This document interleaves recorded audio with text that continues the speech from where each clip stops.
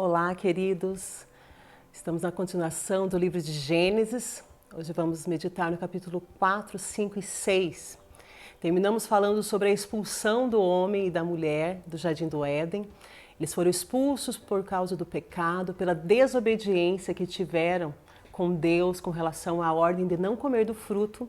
E o capítulo 4 começa falando sobre a relação entre Adão e Eva, que gerou filhos. Nós vimos no capítulo 3 que quando o homem pecou, já existiu um juízo sobre ele, mas também uma promessa de redenção. Deus sempre traz uma promessa de alívio, de redenção, quando o homem erra. E no versículo 15, Deus deu ao homem uma chave, uma promessa. Diz assim, que da semente da mulher viria aquele que pisaria a cabeça da serpente, que faria da descendência da mulher alguém que resgataria o homem do pecado. Mas no capítulo 4, eles estão vivendo um cenário totalmente diferente. Fora do Éden, começando uma família, tendo filhos. A Bíblia cita aqui 2 filhos deles, Caim e Abel. Nós não sabemos quantos filhos já existiam nesse período, se eram só eles ou outros, mas o capítulo 4 cita esses 2 filhos em especial. Caim, aquele que lavrava a terra, e Abel, um pastor de ovelhas. E a história fala que esses 2 homens, num determinado tempo, num determinado momento, vieram trazer uma oferta a Deus. Caim trouxe dos frutos da terra, aquilo que ele pegou ali da sua plantação e ofereceu a Deus como oferta. Abel trouxe da primícia do seu rebanho. E a palavra primícia aqui é algo que chama a atenção, que faz os nossos olhos voltarem para esse texto, porque a palavra primícia quer dizer o melhor, o primeiro. Abel entendeu que para ele oferecer algo a Deus, ele precisava dar o primeiro. O melhor que ele tinha no seu rebanho, ele separou como oferta ao Senhor. E quando nós vemos aqui, Deus ele aceitou a oferta de Abel, mas rejeitou a de Caim. Uma dúvida gera no coração de muitas pessoas que leem esse texto. Se Deus rejeitou a oferta de Caim porque ele não deu a primícia, como seu irmão Abel, ou se Deus rejeitou a oferta de Caim porque Deus já sabia o que estava no coração desse homem. Porque no versículo 6 nós vemos Deus perguntando para Caim, por que você está tão furioso? Por que você está transtornado? Se você fizer o que é certo, você também vai ser abençoado. Você também, em outras palavras, você também vai receber uma aceitação. Deus estava questionando Caim o porquê ele ficar tão bravo diante da aceitação de Deus com a oferta do seu irmão. E a reação de Caim não foi uma reação de arrependimento, não foi uma reação de dizer, Deus, o Senhor está certo, eu deveria ter dado melhor, o Senhor está certo de aceitar de Abel, a minha não foi boa, mas nós vemos um homem totalmente enfurecido, nervoso porque o seu irmão foi aceito e ele não, chamando o seu irmão para ir ao campo com ele e ali matando o seu irmão. Não sabemos se Adão e Eva já tinham entendido o que significava morte. Aquilo que Deus tinha dito para eles lá no Éden, que se eles comessem do fruto, eles morreriam.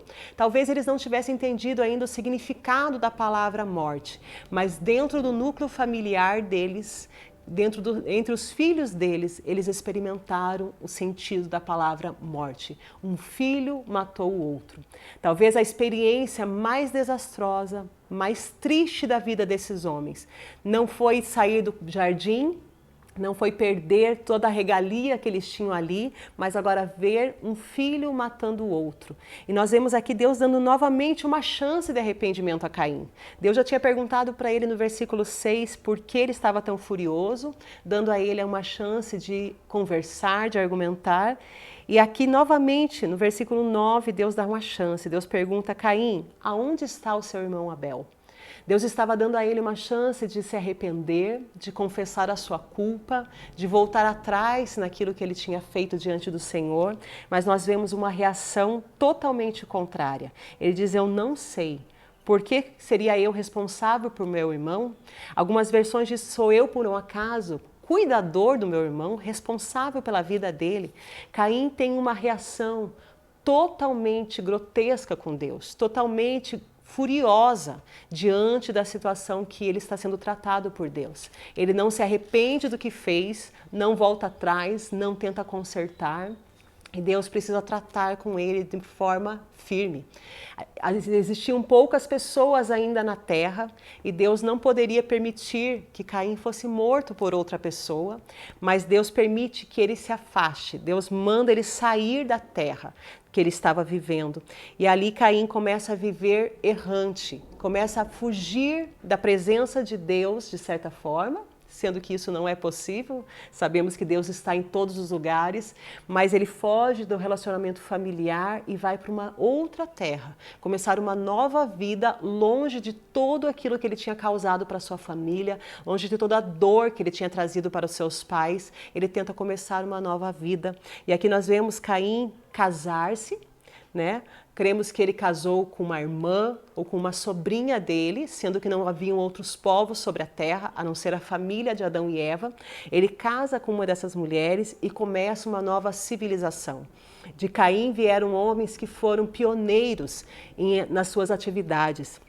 Dele vieram os primeiros a criar produtos de metalúrgica, os primeiros a tocar flauta, né? E foi um povo totalmente separado de Deus, um povo que adorava qualquer outra coisa a não ser o Deus que estava sendo ensinado por Adão e Eva. Caim sabia, tinha sido instruído por seus pais, mas criou uma civilização totalmente diferente daquilo que ele tinha sido instruído. E no versículo 25 do capítulo 4, a palavra de Deus diz que Adão teve relações com a sua mulher novamente e teve um outro filho. Deus deu a Eva um novo filho no lugar de Abel. Existia uma promessa sobre aquele casal, de que da semente da mulher viria aquele que pisaria a cabeça da serpente. Se nós formos analisar de uma maneira muito clara entre Caim e Abel, provavelmente esse descendente era Abel. Agora Caim, usado pelo inimigo, matava Abel, tentando frustrar os planos de Deus através da vida do seu irmão. Mas Deus manda Sete para substituir Abel e continuar a invocar o nome do Senhor. Já que Caim estava num outro propósito de viver uma vida desregrada, agora Sete vinha para começar uma linhagem, invocando novamente o Senhor. No capítulo 5, nós vemos os descendentes de Adão, aqueles que vieram depois dele, que foram pioneiros nas suas civilizações. E no capítulo 6, uma consideração da parte de Deus. Os descendentes de Sete, apesar de separados, apesar de fazer aquilo que era correto diante de Deus, começaram a se misturar com as mulheres caimitas, descendentes de Caim. E a corrupção entrou entre os descendentes de Sete. Eles deixaram de ser separados para Deus. Eles deixaram de ser tementes a Deus e começaram a se misturar com essas mulheres. E a corrupção entrou entre eles de uma forma tão severa, tão profunda, que a palavra de Deus diz que o Senhor se arrependeu de ter criado eles. O Espírito de Deus não tolerava mais tanto pecado que estava entre eles. E o primeiro juízo de Deus, novamente aqui, é a redução do tempo de vida dos homens.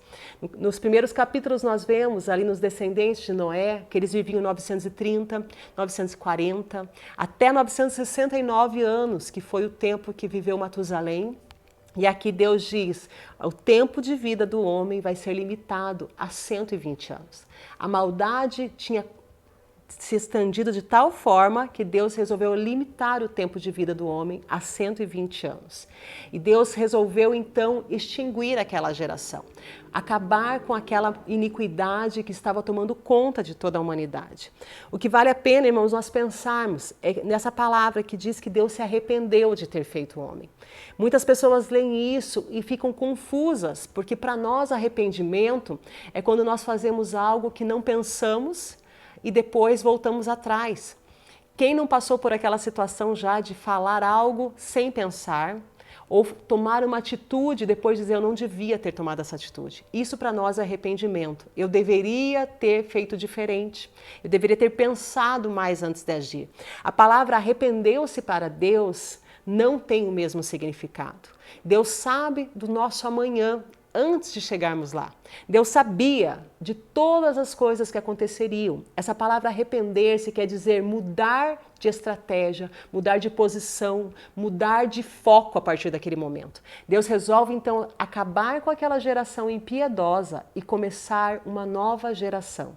Tanto que Deus olha para aqueles homens e procura entre eles alguém que possa começar essa nova geração. Alguém que tenha um coração puro, que seja justo entre tantos ímpios e possa começar uma nova população. E Deus encontra entre esses homens corrompidos Noé.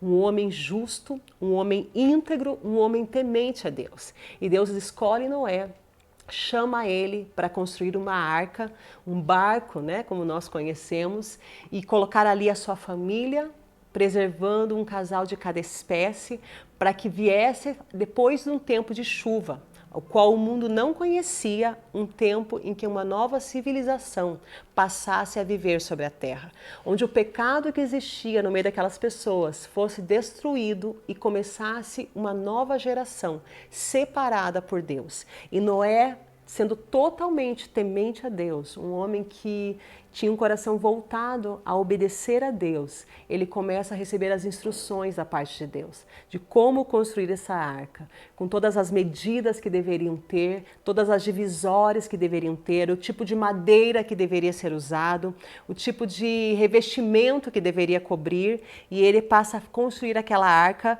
para preservar as espécies humanas, né, que eram os seus filhos, as mulheres dos seus filhos e a sua esposa, e para preservar as espécies de animal que Deus estava separando para que começasse uma nova civilização. E depois que ele termina toda essa obra, né, num tempo em que nós precisamos entender que não chovia como nos nossos dias. Hoje, se nós recebêssemos uma palavra de Deus de que vai vir um dilúvio, que a terra vai ser destruída com água, muitos de nós acreditaríamos nisso. Porque para nós é comum, nós vemos muita chuva, nós já vimos tsunamis acontecendo, mas nesse tempo a Bíblia diz que subia um vapor que regava a terra. Noé com certeza foi tido como louco, como alguém que totalmente sem noção do que estava fazendo, mas ele preferiu ouvir a voz de Deus, ele preferiu escolher obedecer a Deus. E ele constrói essa arca de acordo com aquilo que Deus determinou, com todas as especificações, com todos os compartimentos que deveria ter, e ele coloca para dentro dessa arca os seus filhos, as suas noras, a sua esposa e os animais que Deus tinha determinado. Deus deu cada detalhe para ele, para que a sua família fosse preservada. Nós vemos hoje muitas pessoas falando sobre a questão de ganhar o mundo. Noé não pôde preservar o mundo. O mundo estava tão corrompido que ele não pôde salvar todos os homens, apesar de ter com certeza nesse período anunciado que o dilúvio viria, ele só conseguiu salvar a sua família, ele preservou a sua família, fazendo com que quando veio toda aquela situação, a sua família estivesse protegida, guardada, em segurança dentro da arca que Deus direcionou ele a construir. Deus abençoe a sua vida.